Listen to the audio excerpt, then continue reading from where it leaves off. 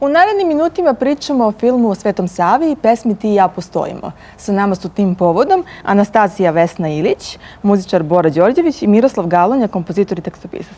Dobar dan, dobrodošli. Dobar dan, bolje vas Krenut našli. ćemo od dame prvo. Kako je uopšte došlo do ideje da se snimi jedan ovakav film? Pa, do ideje, evo sad kad me pitate, je došlo na vrlo neobičan način. Đako Nenad Ilić je scenarista, ali ja moram da kažem, mislim, možda ovo nije ni u kakvom dogovoru sa njim, niti prosto moram da otkrijem sada prvi put kako je došlo do ideje. Do ideje je došlo, možda će to zvučati naporno i teško, ali direktnom intervencijom Svetog Save. Direktnom intervencijom Svetog Save ja moram da kažem da je Đakon imao potpuno jedno viđenje početka tog filma, dolaska Svetog Simeona Mirotočivog, Stefana Nemanje, našeg prvog vladara zemlje nezavisne Srbije, na Svetu Goru, u jednom brodu, u magli, brod koji izranja, dočekuju ga sa zidina hilandarskih uzmuvani monasi, straža srednjovekovna, pošto je tamo bilo i vojnika, i iskrcavaju se na Svetu Goru. I to je, evo ja sam sad ispričala prvu scenu filma, koju inače, koja može da se i pročita na našem sajtu filma www.film_otac.com. I to je možda prvi put kod nas da će moći da se prati scenario direktno na sajtu. Naravno, neće... To je jako lepo. To je, eto, interesantna ideja.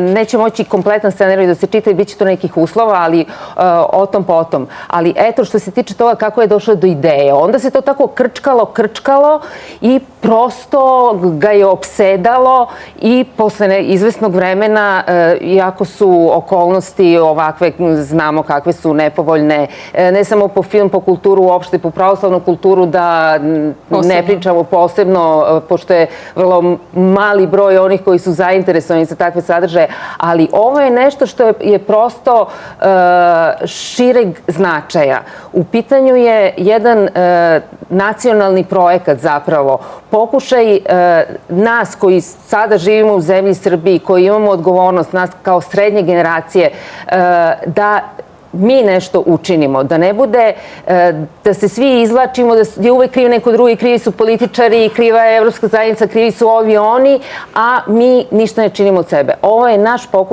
pokušaj da se mobilišu Srbi sa svih strana iz dijaspore, o tome će Miroslav da govori o načinu tog udruživanja, i da mi odgovorimo na jedan zahtev da mi nešto ostavimo svojim potomcima, da nas ne pitaju Evre, gde ste vi bili, šta ste radili, i da uspostavimo kontakt sa našim svetiteljima, Svetim Savom i Svetim Simeonom, da i oni, s čim ćemo posle pred Miloša.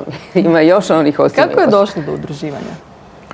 Do udruživanja u smislu nastanka fondacije je došlo tako što smo mi dugo pričali o mogućim projektima. Kad kažem mi, Đako Nenad, njegova supruga, moj drug Bora, i još neki naši prijatelji. Divni muzičari, posle ćemo pomenuti. Jako mnogo prijatelja. I o tim raznim projektima koji bi vodili tom našem zaista krucijalnom projektu, koji je još uvek tu negde nama blizak, ali do njega moramo da napravimo par tih koraka koji nisu mali, naravno.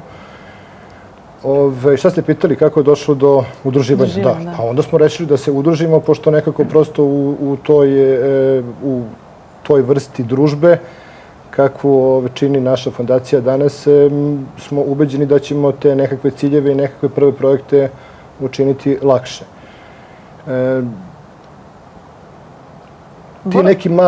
Ti neki mali projekti, kao što je ova vesela pesmica koju ćemo danas da promovišemo na vašoj televiziji zapravo, kao i još neki projekti o kojima će biti reči ove jeseni, ove zime, naravno su prosto neki od tih prvih ciljeva koji se zovu kao sad napravit ćemo nešto pa će javnost malo čuti za nas, pa onda čuje naša javnost, pa čuju i ljudi iz dijaspore. Međutim, ljudima iz dijaspore, naravno, tu su i naši osnivači, govorimo o fondaciji Nasleđe otaca, koji su očigledno shvatili pre svih da je neophodnost jednog ovakvog poduhvata zapravo nužna i da je to nešto što mi moramo da uradimo čim pre. Onda kao tu se javljaju i još nekakvi razni drugi naši zemljaci iz dijaspore, ali to prosto ovo su neki od načina da animiramo malo i ljude u matici da, eto, čuju o našim tim prvim aktivnostima. Šta je vas navelo da se negde pridružite ovoj priči? Nasljeđe od taca je pre svega jedna grupa ljudi koji slično misle,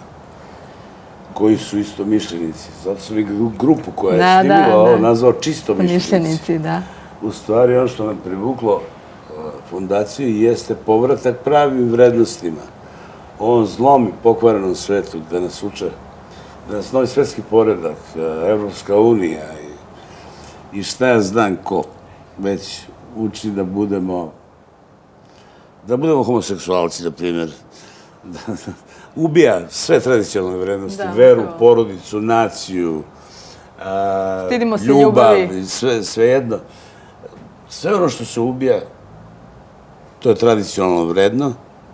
Mi staramo da smo se udružili, da se branimo od tog zla koje nas je snašlo. Ja sam zahvalan televiziji Kopernikus, koja je prva prepoznala u pesmi Ti i ja postojimo Miroslava Galunje, da ona sadrži neke vrednosti i da brani. Posebno, zaista. Postoje ljudi koji tako razmišljaju, su za sada u manjini.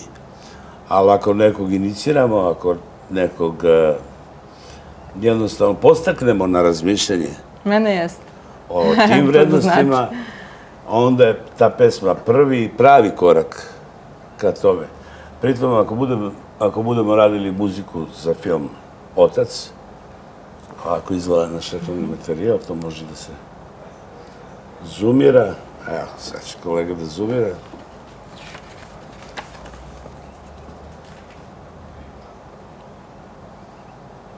Tako, to je nekakav reklamni mali materijal koji fondacija ima. A onda smo uspeli u tome, ako neko zaintrigiramo. A volila bih da pomenete ko je sve učestvovao od muzičara? Tu ima divnih ljudi.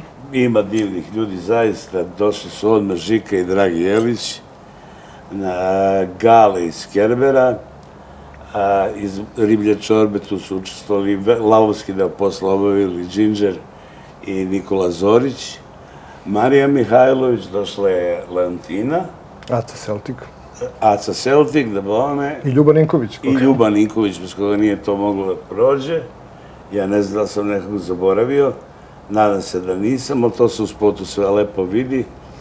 I mislim da smo napravili jednu kao Band-Aid pesmu, ali ne tipičnu za Band-Aid pesme i da će pesma jednostavno ostati. Ostaće sigurno. Naše je bilo da doteramo Galunjinu muziku i stihove i da to malo izaranžiramo i izgleda smo uspeli u tome. A kada film možemo da očekujemo? Pa, ako Bog da, film bi trebalo da bude završen do kraja 2015. Evo sada, krajem ove godine, bi trebalo prvi neki pejzaži svetogorski da se snime. Scenario je u završnoj fazi. Inače, rekli ste i vi scenarista Đako Nenad Ilić i ko-scenarista Vladimir Petrović. To je jedan mladi režiser koji radi kao asistent na predmetu filmska režija na Akademiji umetnosti. Izvršnu produkciju radi Opet i opet, to je naša nova producentska kuća, a glavni koproducent je za sada Fondacija Nasljeđe od taca. A glavne uloge? Zaboravili smo Jezdu. Da, nema bez. Fenomenalan deo ime koji je govorio reči Svetog Vladike Nikolaja Belimirovića u ovoj pesmi. A ne znam ko će igrati glavne uloge u filmu. Za sada još uvijek razmišljamo i imamo u kombinaciji, mislim, to su velika imena srpskog glumišta, ali do toga, još do tih finalnih odluka ima vremena, tako da to još uvijek ne bih mogla da kažem. Žao mi je što ne mogu da zadovoljim radoznalost, verovatno je to svima najzanimljivije da čuju. A bit će prilike da se družimo ponovo. Nadam se. Bit će prilike, nadam se. Kad se pomene film, ja se strašno uplašim odmah u momentu da ne odemo suviše u duhovnost, moramo da budemo malo i svetovni da bi taj film bio da privuče pažnju gledalaca. E pa upravo zato smo se i obratili Svetom Savi, zato što je Sveti Sava idealan spoj visoke duhovnosti, asketizma, onog najboljeg što oploćuje crkva i izuzetne praktičnosti kao polugrk, kao neko ko je radio najpraktičnije stvari od diplomatije preko obrazovanja, da ne pričam, znamo valjda svi o Svetom Savi, ali zato je on upravo taj spoj onoga što nam nedostaje i čemu bi trebalo da se obratimo. A sada ćemo da čujemo tu divnu pesmu. Hvala vam puno na gostovanju. Hvala. Hvala vam.